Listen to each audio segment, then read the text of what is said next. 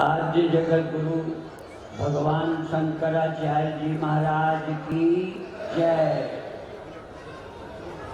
मुझे बहुत ही आनंद का अनुभव हो रहा है कि आज जिन महापुरुष ने जो साक्षात भगवान शिव के अवतार थे, जिन्होंने दिग्विजय यात्राएं करके हर तरह के संघर्ष करके धर्म की स्थापना की और अपने वैदिक धर्म की रक्षा की, उन्हीं के लिए आज मैं एक श्लोक महत्व का समझ रहा हूँ जो आज हमारे मुख्यमंत्री जी कर रहे हैं। मैंने एक श्लोक पढ़ा था, देशे देशे भाविनो भूमिपाला नत्वा नत्वा याचते रामचंद्र धर्मोऽयं सेतु नराणां काले काले पालनीयो भवत्।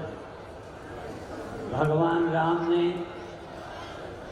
ये अपनी इच्छा प्रकट की थी कि क्या है, देश देश में होने वालों, केवल भारत में ही नहीं, उन्होंने कहा देशे देशे भाविनो भूमिपाला, किसी देश में होने वाले राजाओं तुमसे नमस्कार, सिर झुकाकर राम तुमसे भीख मांग रहा है। याचते रामचंद्र, क्या मांग रहे हैं?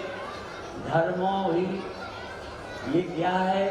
धर्म ही सेतु है नराणाम, ये धर्म है समस्याओं से पार जाने के लिए, भवसागर से पार जाने के लिए, दुखों से पार जाने के लिए कुल है धर्म। इसलिए काले काले पालनीयो भवत्, समय समय पर इसका पालन करते रहो, ऐसा राम ने मांगा था।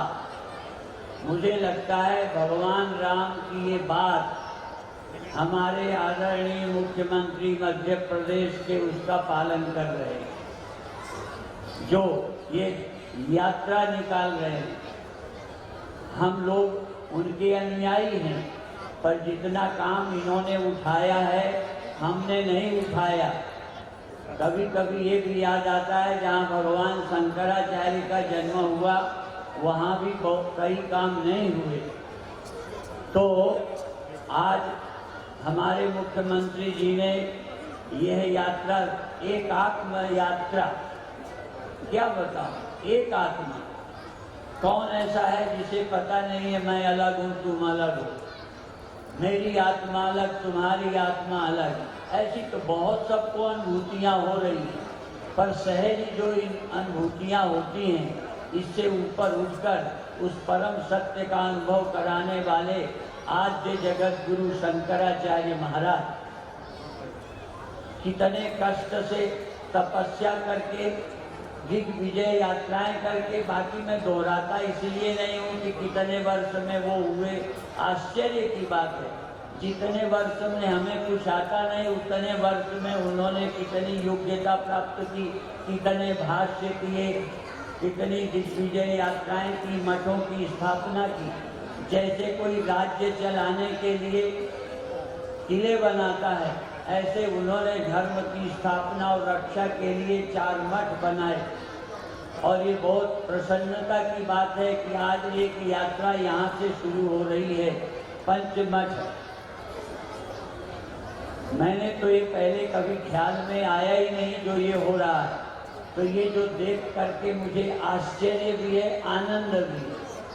और भगवान शंकराचार्य की प्रतिमा 108 फुट की ओंकारेश्वर में, और वहाँ एक ऐसा स्थान, ऐसा तीर्थ बनने जा रहा है जहाँ एक वेदांत अद्वैत विद्या का, अध्यात्म विद्या का प्रचार केंद्र होगा, जो विश्व के लिए अनुकरणीय होगा। ये कितनी गर्व की भी बात है, प्रसन्नता की बात है। तो इसलिए कभी कभी हमारे मुख्यमंत्री जी के लिए कुछ लोग, क्योंकि कोई ऐसा दुनिया में नहीं है जिसके खिलाफ कोई न बोलने वाला हो। कोई लोग कहते हैं ये गायों में सारी शक्ति लगाते हैं, कोई कहता है बेटियों के लिए।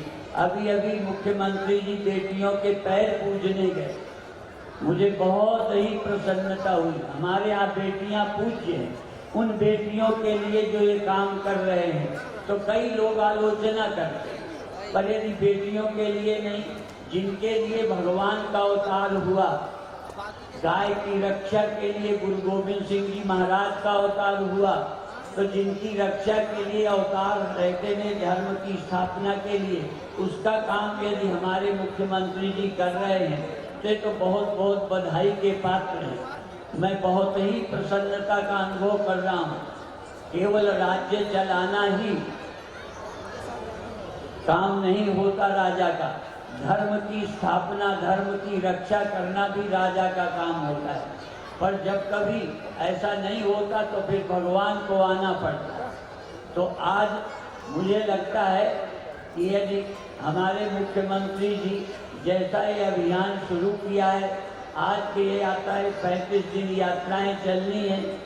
जब कभी अवसर होगा मैं बीच में भी भाग लूँगा, और समापन दिन में तो मैं ओंकारेश्वर पहुँचूँगा ही, मेरी बहुत हार्दिक इच्छा है। और आप सब लोगों का देखो, कोई काम होता है तो हमने तो भाई कहानी सुनी है कि जब भगवान राम पुल बना रहे थे, अब तो अमेरिका ने पुष्ट कर दिया है कि ये मंदिर भगवान राम के समय मनुष्यों का ही बनाया हुआ है, प्राकृतिक नहीं है।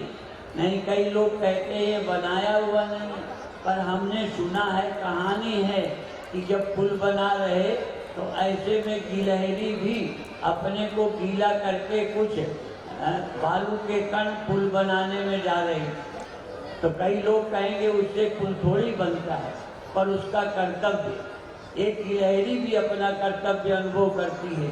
तो हम सारे देशवासी, विशेष करके तो विश्व के लिए भी हम आमंत्रित करेंगे कि ऐसी ऊंची विद्या का आदर विदेशी भी करें, क्योंकि ये विद्या किसी एक जाति मजहब के लिए नहीं है, किसी देश के लिए नहीं है, ये मानव मात्र की विद्या